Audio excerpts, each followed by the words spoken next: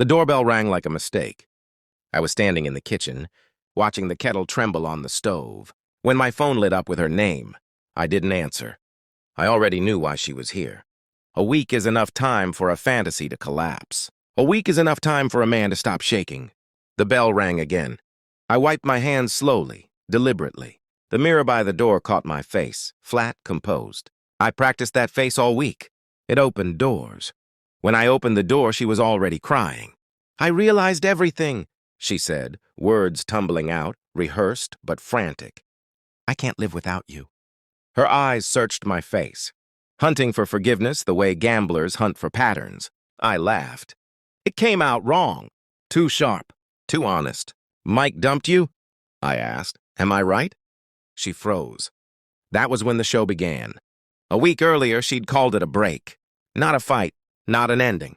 A break, clean, clinical, like a medical procedure. She said she needed space to think. Said she felt lost. Said my calm made her feel invisible. I nodded. I always nod. What she didn't know was that I'd already seen the messages. Not the words, she deleted those carefully, but the timing. The way her phone glowed at night. The way she smiled at nothing. The way she said a name once in her sleep and then pretended she hadn't. Mike, a co-worker, of course. I didn't confront her. I helped her pack an overnight bag. I kissed her forehead. I told her to take all the time she needed. The lie sat between us like a third person.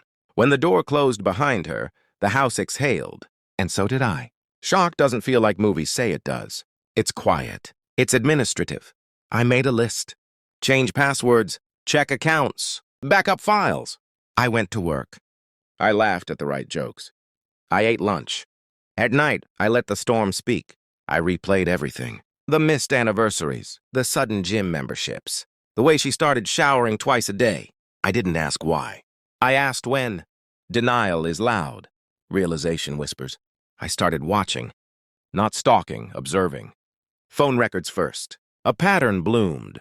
Calls always before work. Always after. Never weekends. He had a family. Interesting.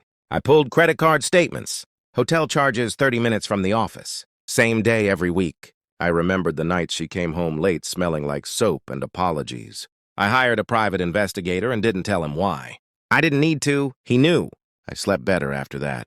Knowing feels like control. Externally, I was serene. I texted her polite check-ins. "Hope you're okay." No rush. Inside, I was sharpening something. The report arrived on a Thursday. Digital, efficient, photos, timestamps, receipts. Mike and my wife entering a hotel. Mike and my wife leaving it. Mike kissing her neck like he'd earned it. There was one more attachment. A message thread. Not hers, his. Sent to a friend. "She thinks I'll leave my wife," it read. Cute. I closed the file and made dinner. She came back 3 days later. Mascara smudged. Voice trembling. She tried to touch my arm. I stepped aside. I didn't raise my voice. I never do. "I know," I said. She blinked. "Know what?" I handed her the printed report. Heavy paper. Hard to tear. Her hands shook as she read. Her mouth opened, then closed. The crying stopped.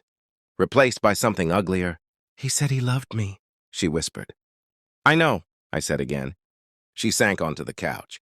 Started explaining how it just happened, how she felt seen, how it didn't mean anything.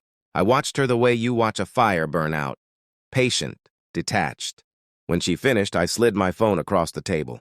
A screenshot of Mike's message. Her face collapsed inward. "You weren't supposed to see that." "No," I said. "You weren't supposed to be that." Silence thickened the room.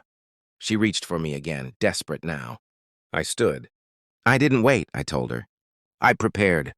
I showed her the divorce filing. The account transfers. The resignation letter. I'd already sent to her boss, because dating subordinates violates policy. I showed her the email scheduled to go out Monday morning. Her world shrank with every word. "You're ruining my life," she said. I considered that. Then shook my head. "No," I said. "I'm returning it." I opened the door and stepped aside. She didn't move at first. Then she did, slowly, like gravity had changed. At the threshold, she turned back, searching for something, anything. I was already gone.